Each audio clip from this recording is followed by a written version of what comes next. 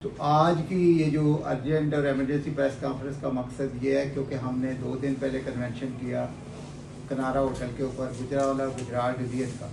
तो वहाँ ये तय हुआ था कि हम जो है स्ट्राइक की जो कॉल देनी है किस दिन देंगे ताकि हम कॉल उसको ताकि पूरे गुजरात और गुजरात डिवीजन में पहले आगाज़ होगा, फिर हम पंजाब लेवल के ऊपर स्ट्राइक की कॉल देंगे। तो एक दिन की इसलिए स्ट्राइक का हमने अनाउंस कर दिया है। गुजरात और गुजरात डिवीजन में मंडे वाले दिन सुबह से लेकर रात शाम तक स्ट्राइक रहेगी और इसमें तमाम अजला के ओपीडी एमरजेंसी के अलावा मेरी ख्वाहिश होगी कि एमरजेंसी जो है ना वो अगर सरकारी हॉस्पिटल में भेजें, नहीं है तो अपने हॉस्पिटल में रखें तो कोई अर्ज नहीं है, लेकिन ओपीडी की स्ट्राइक रहेगी। और ये जो है ना ये एक बड़ा ज़रूरी हो गया क्योंकि हमने जब हम रिक्वेस्ट कर रहे हैं उनसे बार बार कर रहे हैं तो उसके बाद उन्होंने हमारे साथ एक बात मैं आप लोगों के मीडिया के तवज्जो से ये बताना बड़ा ज़रूरी समझता हूँ कि हमने एक तरीका होता है कानून का और मिलने का नेगोशिएशन का, वो हमने पीएमए और पीएच और पीमा की कमेटी ने कमिश्नर गुजरात है मैडम साहबा, उनसे हमने मीटिंग की आज से कोई 1.5 हफ्ता पहले और उन्होंने हमें कमिटमेंट की कि हम ये जो एक हॉस्पिटल जिसका जो आप सब जानते हैं उससे हम मॉनिटरिंग के बाद हम उधर भी स्टाफ कर देंगे और आइंदा आप ये कुछ लोगों की लिस्ट है, हम ये चाहते हैं कि अपनी डिक्लेरेशन रिवाइज करें तो हम इनको जो है ना किसी और में मॉनिटरिंग नहीं करेंगे। तो ये मैंने कल फिर उनसे खुद मिला, मैंने कहा मैडम आप जो है ना एक तो ये कि जो नोटिस आप आ रहे हैं आपने कहा था कि किसी को ऑडिट का नोटिस नहीं आएगा, लेकिन वो भी उन्होंने देने शुरू कर दिया है जिसमें सबसे पहले हमारा नाम नहीं था, गुजरात हॉस्पिटल का नाम नहीं था और एक दो और हॉस्पिटल थे उनको ऑडिट का नोटिस पहले दिया। दो शबीता पूछी हैं, एक तो ये कि हम एमरजेंसी सर्विसेज बंद नहीं करें क्योंकि एमरजेंसी सर्विसेज इलेक्टिव सर्विसेज ना भी दी तो कुछ नहीं होता। तो इसलिए मैंने अपने तौर पे हॉस्पिटल में भी मैंने पहले अनाउंस किया है कि एमरजेंसी सर्विसेज कभी बंद नहीं होगी, अगर हमें जेल में भी डाल देंगे तो एमरजेंसी सर्विसेज बंद नहीं करेंगे, ये हमारा वादा। इसलिए कि ये हमारी पहली जो है ना हमारे जो मैनिफेस्टो जो हमारी यूथ है उसका ये है कि हम जब की कोई एमरजेंसी आएगी जिस हालत में भी आए उसको इलाज करेंगे, एक बात। दूसरी बात ये है कि हम रुकावट नहीं डाल रहे। जब ये है कि उनके पास एक उनको कहा जाता है कि ये मॉनिटरिंग करने के लिए जब एक डॉक्टर जो है वो जब बैठ के मरीज को देखने के लिए उसको लेनी आमादी चाहिए, उसको रिलैक्स ऑफ माइंड में मरीज देखना है। अगर मेरे दफ्तर के बाद बंदा बैठा हो, मुझे बताओ कि मुझे वो मेजर कर रहा है, मुझे मॉनिटर कर रहा है, तो मैं कैसे मरीज को देख सकता हूँ। ठीक है, ये मामला जो है ना अगर आप इसको नेगोशिएशन पे लेके जाएंगे लोगों को, अगर आप चाहते हैं कि आपको टैक्स भी इकट्ठा हो और मामला खराब ना हो तो मेहरबानी करें को बेहतर तरीका अडाप्ट करें। और दूसरा ये जो आप मॉनिटरिंग है बेसिकली ऐसे डॉक्टर जो है ना हैरेसमेंट का शिकार है। हमारे लिए सबसे बड़ा मसला ये है क्योंकि आज हमारे किसी भी डॉक्टर ने ना डॉक्टर हॉस्पिटल में उन्होंने कहा जी हम सर्विसेज ही नहीं दे सकते, इस तरह के एनवायरनमेंट के ऊपर के बाद बंदा बैठा हो हमें मेजर कर रहा हो हमें काउंट कर रहा हो, तो इस वजह से आज इसलिए मैंने डॉक्टर हॉस्पिटल में सबसे पहले खुद अनाउंस कर दिया है कि कोई ये ना कहे कि जी ये स्ट्राइक के लिए लोगों को उकसाते खुद नहीं की। तो आज से मैंने अपनी तमाम सर्विसेज जो है एमरजेंसी के अलावा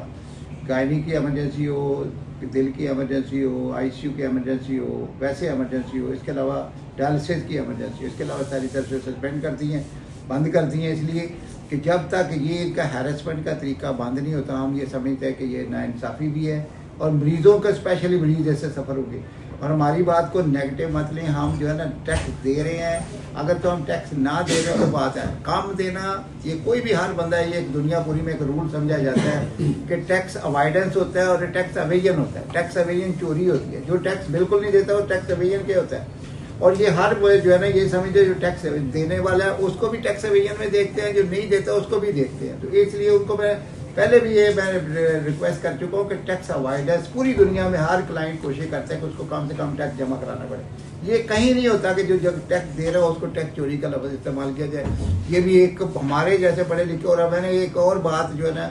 उन कामे वाला को रिक्वेस्ट की थी कि हमारे एक सीनियर मोस्ट डॉक्टर को 2 अरब रुपए का नोटिस मीडिया के लिए सर्व हुआ जो कि इंतहाई तशवीशनाक है।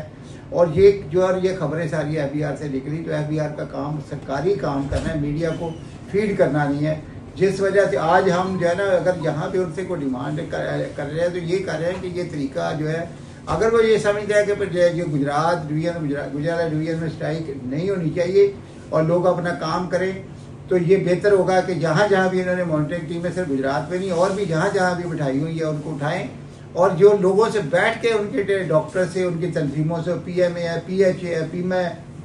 इनसे मिले, उनसे नेगोशिएट करें ताकि मामला बेहतर चलें। टैक्स देना हमारी जिम्मेदारी है। जो मीडिया के लिए कुछ लोग ये समझते हैं कि शायद डॉक्टर टैक्स नहीं देते। अगर कुछ देखना जाए तो मैं एक ही एग्जांपल दे सकता। पिछले साल क्योंकि मेरी सरकारी जॉब भी नहीं थी और उस वक्त मेरी पेंशन जो है मेरे अकाउंट में आती है, जो मेरी टैक्स मैंने प्रॉपर जमा कराया हुआ है, डाटा नहीं बताऊंगा, लेकिन जिस साल का मुझे उन्होंने ऑडिट किया ना, मैं अमाउंट बता देता हूँ। 1,30,00,000 का टैक्स दिया हुआ है जिस साल का उन्होंने मुझे ऑडिट दिया है, वो 2022-23 का। ये डाटा इसलिए बताना जरूरी है, हमारे पास सेहत कार्ड था।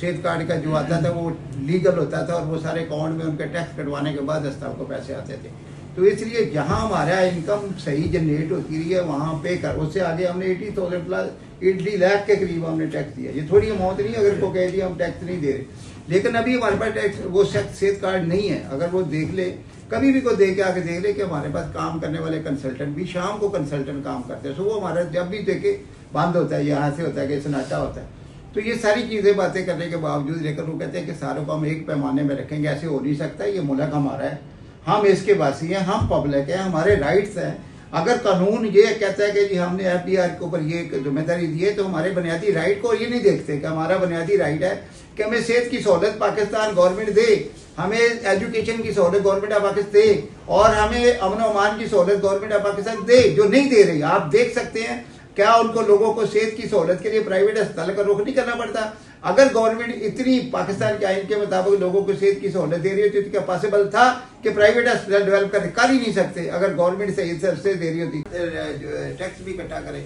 और लोगों को भी जो है काम करने का मौका दे। इतनी सी हमारी गवर्नमेंट से रिक्वेस्ट है, अपील है, क्योंकि गवर्नमेंट से तो ज़ाहिर है पाकिस्तान की गवर्नमेंट है, पाकिस्तान हमारा मुल्क है, कोई दूसरों का मुल्क नहीं है। इस वक्त जो भी बैठी है गवर्नमेंट, हमारी गवर्नमेंट बैठी है, तो हमारी गवर्नमेंट को जब ये तो नहीं मैं कहता वोट लेने आते हैं तो हम ये करेंगे, लेकिन ये देखिए जब वो हुकूमत में है तो वो हमारी हुकूमत है, हमारे लोग हैं, उन्हें हमारी बात सुननी चाहिए। कम्युनिटी है, प्रोफेशन है, डॉक्टर कम्युनिटी एक बड़ा प्रोफेशन है।